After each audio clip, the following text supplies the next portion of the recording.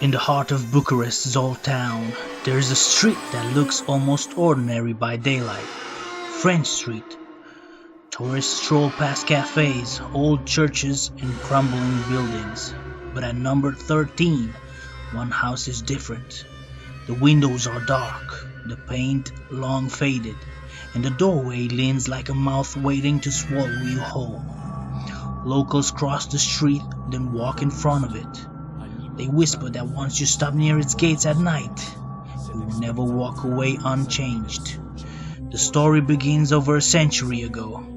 They say a man named Stavarake Haji Orman ran an orphanage there, but his heart was colder than the stone walls that trapped the children. He starved them. He kept water locked away, and as they cried, he smiled.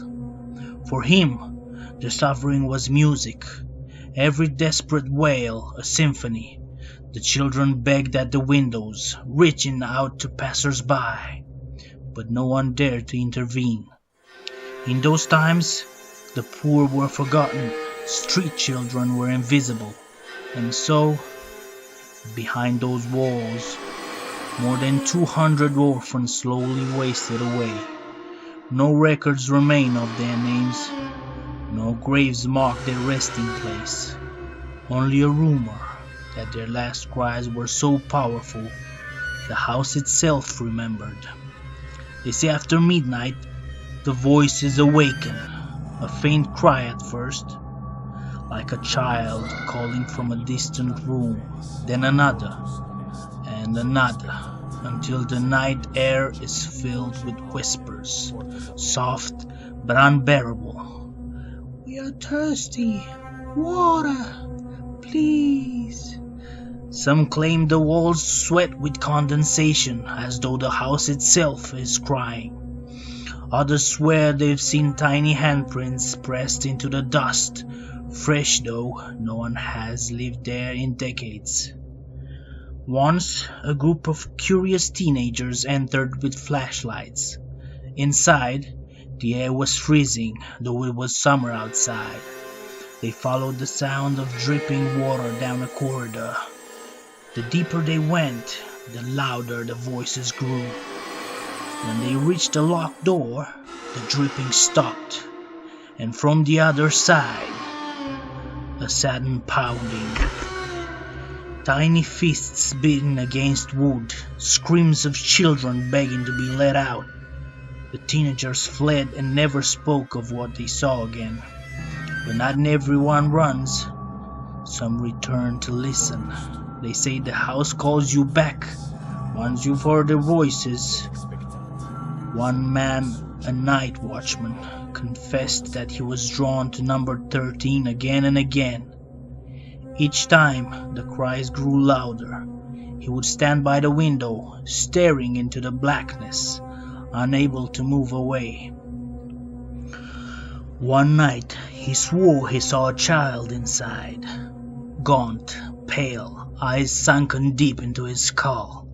The boy pressed a hand against the glass. Then another child appeared, and another, dozens of them, faces hollow, all staring at him in silence. When he blinked, they were gone, but the glass remained covered in smudges.